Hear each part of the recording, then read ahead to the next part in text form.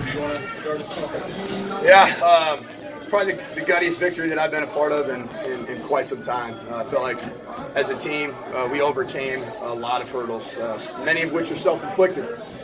Coming from myself, coming from players that turn the ball over. But what we wanted to do is come down here and continue to grow together as a family. And this is one of those games that you'll be able to hark back upon and say that we continued that growth towards this 2017 team being a tightly knit a bond that's unable to break. So that was important for us to get the victory. I'll tell you what, we are banged up on defense right now. We are incredibly banged up. It take me about a couple minutes to reel off all the injuries we have defensively. All the credit in the world to Old Dominion, particularly what they did offensively. Utilizing both Lowry, and 35, who I think is a terrific player. But Lowry was outstanding. Their pass rush really got us there in the third quarter. We had to make some adjustments. Came out of the second half and they went right down and scored. We felt like we wanted to get back and establish the run game. We fumbled, and then we're down now by 10 points, and we feel like we got to drop back and throw it. So I thought our backs did a nice job at the end, of solidifying the protection, and I'm really proud of Matt Nord. He had a tough couple series. I had a conversation with him, and he came back and played very, very well for us. Mike White, terrific, individual effort. I think we continued the trend of spreading the ball around. 5 touchdown passes, I believe. Was it 5 different receivers? And, it's something that we need. We don't have, that just one guy that is the guy that you can just, know that you're going to throw the ball down the field to every play. We need to distribute it around, and for us to get 5 touchdown passes from Mike and 5 different guys, I think it really speaks to our growth as an offense. A lot to be cleaned up, but really proud of the effort and just proud of the gut. They put a lot of guts today. Did you say something before the fourth? Did one of your players say something? That was a pretty brutal third quarter, and then the play really. Yeah. I talked to guys individually that are. I wanted to make sure I had a chance to talk specifically with guys that are leaders on this team that are upperclassmen.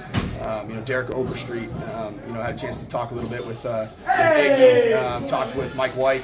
I said, this is what we live for. It was very similar to that moment in the Ball State game.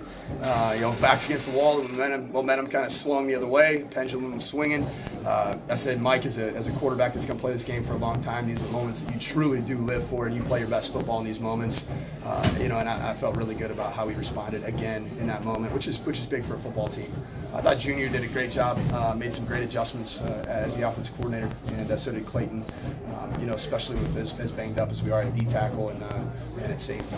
Kyle Bailey, true freshman, played a lot, every snap just about, and hadn't really turned probably more than 20 snaps as a safety.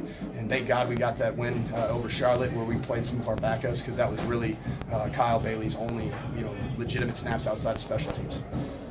Can you explain what the refs told you about the no runoff there at the very end? Yeah, I was. I could be wrong on this, but the way we practice it is we have to be offensively when we do our 2-minute and clutch situation. To be able to run a play offensively, you need to be in a legal formation. If you're not in a legal formation and you don't possess a timeout, that should be a 10-second runoff. What was explained to me, which I have to go back and look at the rule closer because I was convinced the game was over. It was explained to me that because the actual penalty itself was not what stopped play, that there was no 10-second runoff. But you're not in a legal formation, you have no timeouts, and you spike the ball, which gives you an advantage. So then what do we even have a 10-second runoff? You can spike the ball whenever. You could have everybody down the field and spike the ball, and there's no penalty, no 10-second runoff. To me, that doesn't add up. And if that's the rule, then college football needs to take a really good look at it. Because legitimately, you could have all your receivers in the end zone and your offensive line up and spike it with 9 seconds to go. It makes absolutely no sense if that wasn't a penalty. Was that almost a fitting end to just how bonkers that game was for 4 quarters? It was. I was glad. I was proud of our team. I know the history between ODU and Western Kentucky. It was a chippy game a year ago, and I was pointing for the team to run off because I thought it was a 10-second penalty. I didn't want a 10-second runoff, and they were on the field, so that's on me, I guess, for telling them to go to the locker room. I didn't want any more chippiness, and I tip my hat to the maturity of our team to to win with class, especially in a game that was so bananas like it was. Down, 17 unanswered points. What's that really say about your team, especially the youngsters, knowing that now you guys have the ability to come back in a game like this? Well, I'd like for us to not have to come back, but with those kinds of deficits. But I think it says a lot about just what's going on in our locker room. I think that we've been finding our way. Just a lot of newness, a lot of new players playing that were not even on WKU's campus last year. Cam Eccles-Looper, all our freshmen. A lot of guys that hadn't played, and then basically a whole coaching staff. So to me, it's just speaking to I think the bond that's being built, and we're continuing that process of becoming an incredibly close, tightly knit family. You feel like you guys are starting to catch your stride here? I think so. I think we got a really big challenge coming up. I think FAU's playing with a lot of tempo. I watched them on film against ODU, and FAU's a team that we're gonna have to get healthy fast. But we do feel like we're finding ways to win football games. I think it's an incredible achievement for this group to be one of 3 teams that started the season out 5-2 in the last 10, 15 years. But that only means so much if you can find a way to get win number 6. Anything else? Thanks, Coach. Appreciate it. Thank you guys. Appreciate it, Coach. Thanks, Paul. Thank you. Yep. Was Bailey part of the game?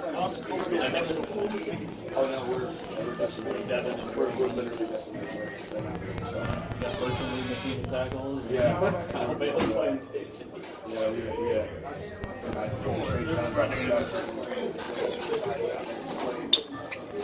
D tackle scary, defensive line scary, safety scary, corners scary. So basically, linebackers in one area. Marcus each week is needed. Yeah, it was a sweet close. See what happens. He was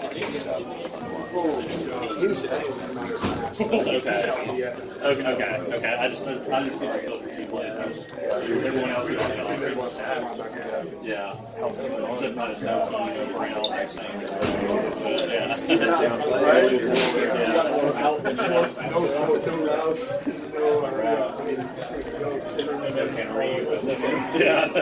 Really start rattling off.